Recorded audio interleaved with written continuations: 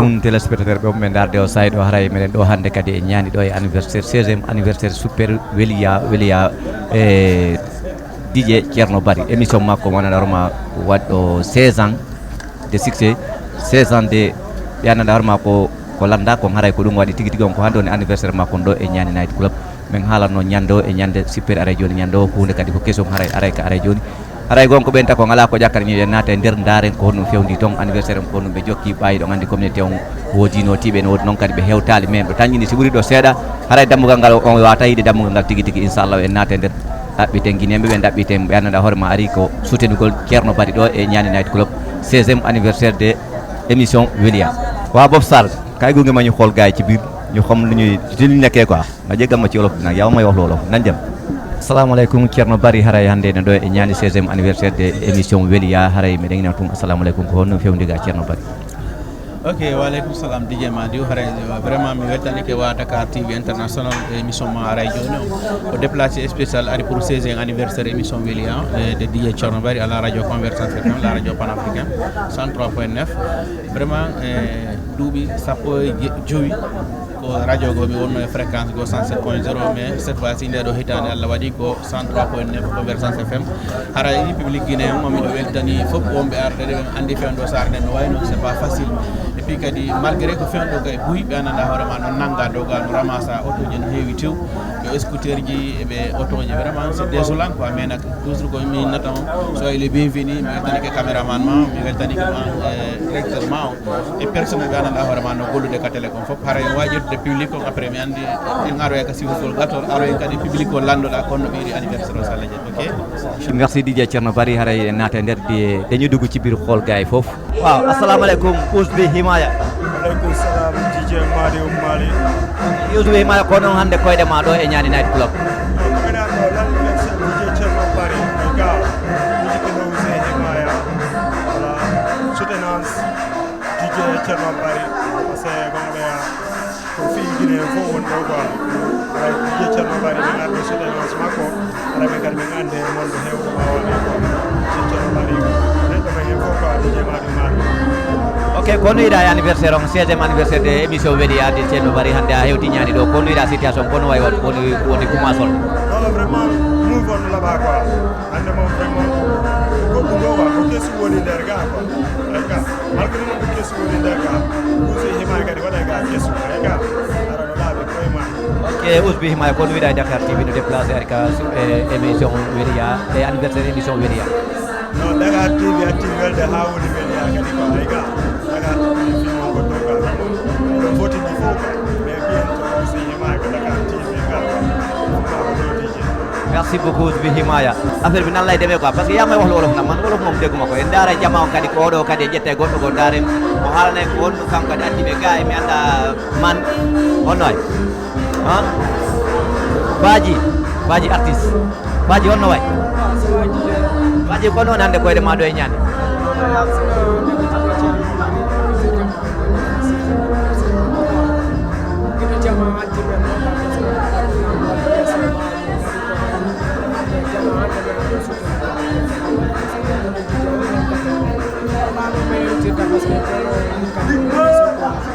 kono wiɗa e Dakar TV international émission moon super aray joni no ari ga waɗgol visite e anniversaire on tawa participe gol e anniversaire o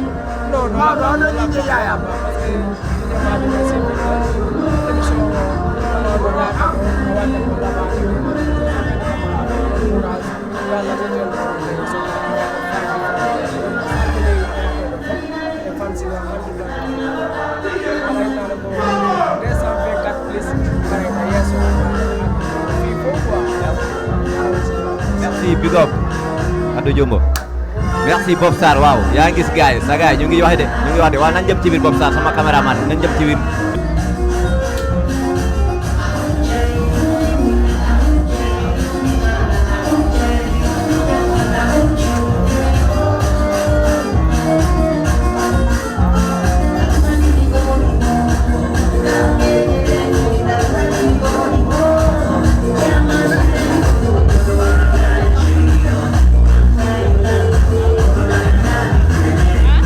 assalamu aleykum wanno ça va no marsude wayno marsude seeɗa on no wiyeteɗa Safiatou Diallo Safiatou Diallo kono koyɗe ma ɗo hannde welde Diye Cerno Bari o kono yiɗiɗa anniversaire o no welde walla kono yiɗiɗa anniversaire o no welide no mi yiɗini mo machallah on dewiɗa arɗa ɗo Safiatou Diallo Thiaroye kono yiɗa situation o comme no teggine on woni ɗon no welde fuɗɗike welde ni walla kono yiɗa an min se fuɗɗike welde walla kono yiɗa an welide avec Cerno Bari mo kala ko organise welay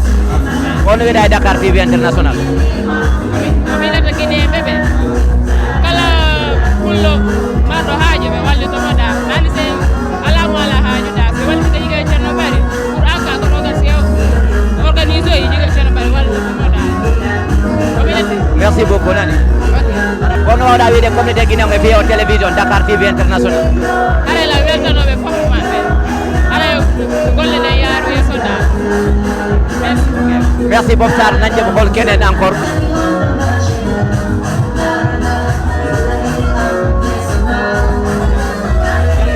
assalamu aleykum bandira wonno way no ma suude bandira wonno wiyetera onon koyɗe maɗo hande ñaani ko onno woni koyɗe maɗo hande ñaani waɗugo weɗo weɗo rek ko ɗum gandumi waɗugo no mi jajan kono yiɗa anniversaire o no welde walla ko no wiɗa non minen hewti joni ko ɗum min tawri noon no foof ila mi ñaatilan mbiyarakila ngamude kono wiɗa e fi animateur ɓen kadi on ɓe wawi wawa no foof kono wiɗa e fi o télé men Dakar TV international émission mon sippere radio émission no moƴƴi de merci beaucoup nani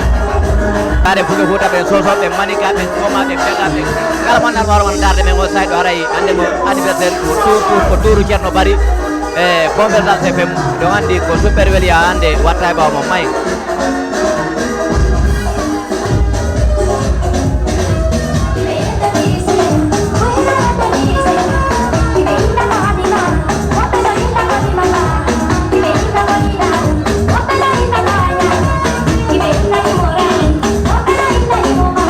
assalamu aleykum kara wonno e savanu masude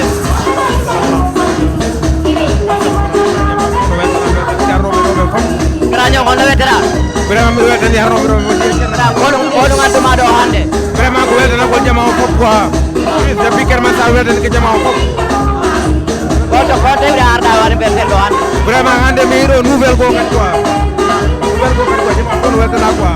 kono wiɗa fi animateur ɓe guinéen ɓe wonɓe ɗo ɓe kono yiɗa anniversaire fuɗɗike welde walla kono wiɗa vraiment affaire o waɗi changement vrai donc fof no weltana quoi no weltani jama o fof quoi donc walla nawro e yeeso ɓuɗɗini merci beaucoup nani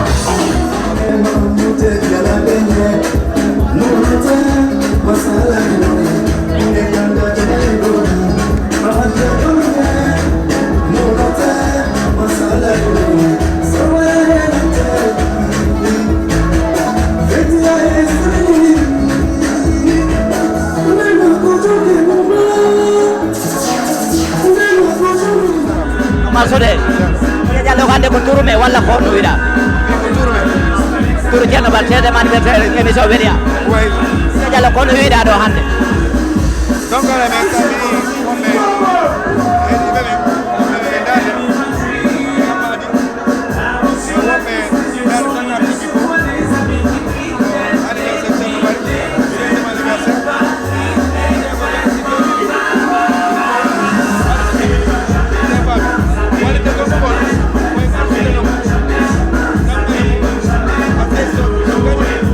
kono wiɗa e communauté guinéen on an ka anniversaire kadi goɗɗo ko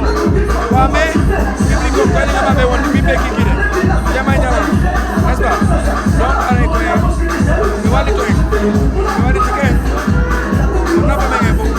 kabaɓe hande ko Ceerno Bari jango Dj Diallo jango Mali jango Dj Loma hande mi yimine hande ay tele yayre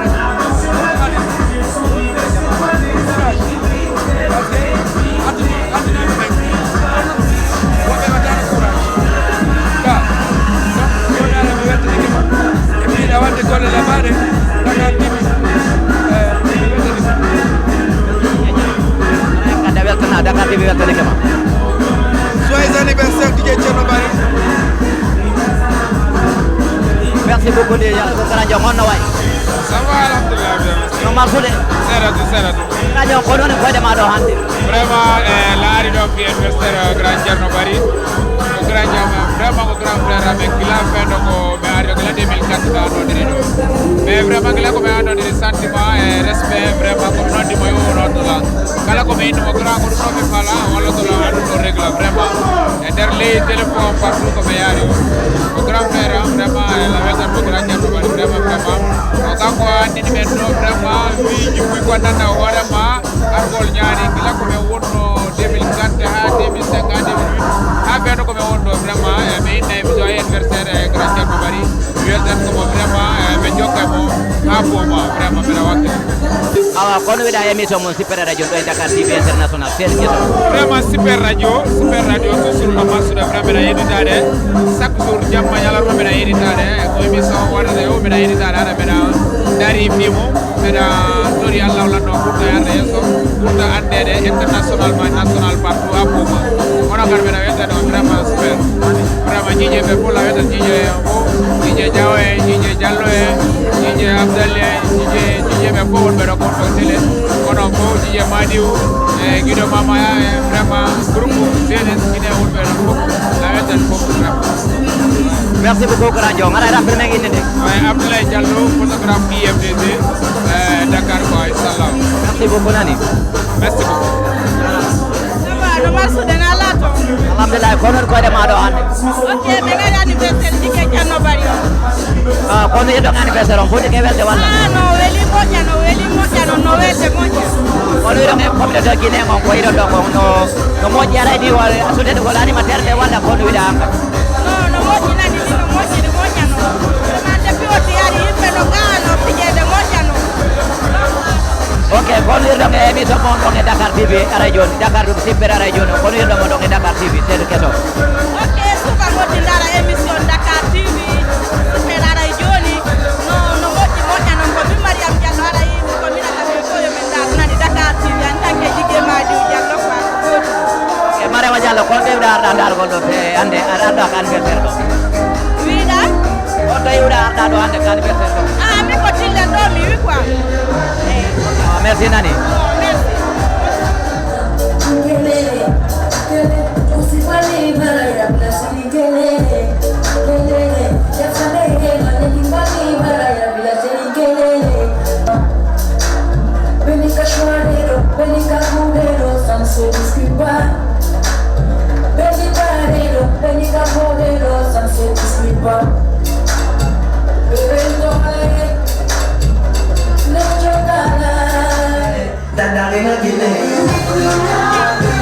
assalamualaikum bandira on nawai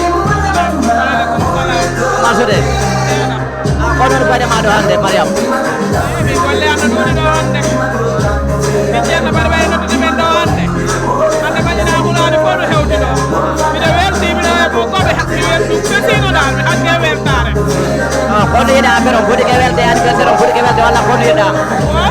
anniversaire on foti ke welde walla kono yida weli ha gasi wona foti ke se weli bayande majina hulade no gaba e wono kadi hulade fu yana talo kadi mo majina hulade wona fi tawa makam nene ame majina hulade jodi me kenta na pesa do nene ame me kenta kono wida émission mo super radio to Dakar TV international kono wida émission mo guiné wona do e télévision keson Dakar TV international émission mo keson wona e teno Dakar TV émission keson émission DJ Madi on do Dakar TV kala mala hedi tade no yide nana ne kita munde wela ta hawo dom mene hade ne bi me yali so wela do yaro on torani da don télévision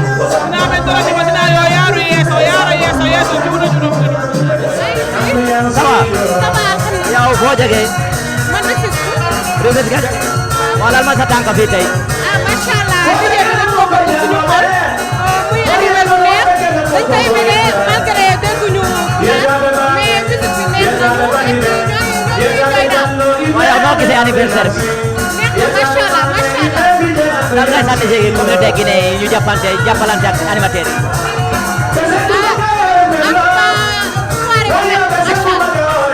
yow pour nga wala lan waaw yow lan ok lay wax ci Dakar TV international looy wax ci scène bu bees bi Dakar TV International.